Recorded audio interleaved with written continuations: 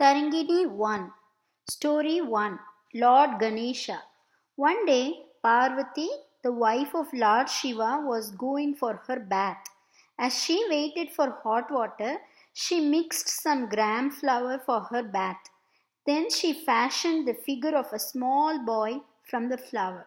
Parvati thought it would be a pity to use the flower for her bath and destroy the figure. An idea came to her. Why not give it life? She brought it to life and was thrilled beyond words when the boy called out, "Mother!" Beaming with joy, Parvati embraced the boy and said, "My darling, I love you. From now on, you will be my son." Smiling, the boy said, "Yes, mother, what do you wish me to do?" Parvati smiled happily and said, "Son, I'm going for my bath now. Keep watch at the door and do not allow anyone to come in." The boy stood at the door while Parvati bathed inside.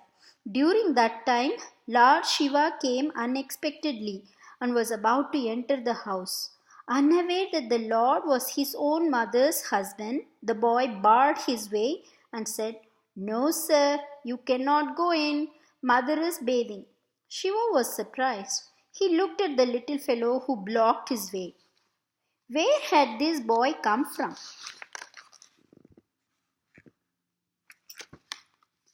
And why did he call Parvati mother? Shiva and Parvati had no children, so he brushed the boy aside and tried to move in. But the boy was very firm. He came back, stood in the middle of the doorway, and stretched his little hands across, obstructing the Lord.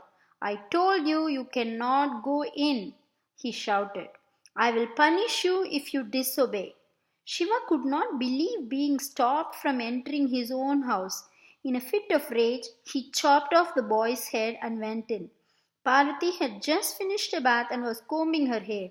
Seeing Shiva, she smiled and said, "How did you come in? Didn't my son stop you?" Shiva was stunned. "Your son?" Then what the boy said was true. "I did not believe him when he claimed to be your son." "Yes," Parvati said proudly, "he's my own darling son. Is he not cute? I made him with gram flour and infused life into him." A sudden thought hit her. "If my son was there, how did you get in? Did he not stop you?" Shiva's heart was heavy with remorse. He said in a low voice, "I'm sorry, I did not know any of this. When the boy came in my way, I thought that he was some impudent fellow, so I cut off his head and came in." Parvati was horrified. "Oh, how cruel you are! You have killed my beautiful darling son. You have no love for me."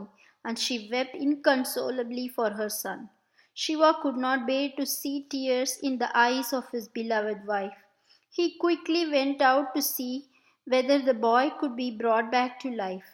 Alas, he found only the body lying in a pool of blood. The head was nowhere to be seen. What was the use of giving life to the trunk alone? Shiva sent his attendants everywhere to look for the missing head, but in vain. He thought hard and sent his attendants out again. "Go and search for any living being who is asleep, with its head towards the north, be it human, animal, or bird. Cut off its head and bring it to me." The attendants searched everywhere but found no being. Just when they were about to give up, they found an elephant sleeping with its head towards the north. They immediately chopped off its head and brought it to Shiva. The Lord joined the elephant's head to the trunk of the body and infused him with life. The boy woke up as if from sleep and cried out, "Mother!" Parvati was very happy and embraced him with great joy. Thus the boy came to be elephant headed and was named Gajanana.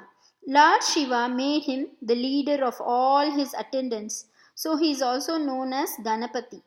Ganapati is the lord of all obstacles. If he is pleased, he removes all obstacles and makes sure that our work is successful. That is why people also call him Vigneshwara and pray to him before beginning any new task. Shuklam Bharadaram Vishnum शशिवर्णं चतुर्भुजं प्रसन्नवदनं ध्यायेत् सर्वविघ्नोपशान्तये.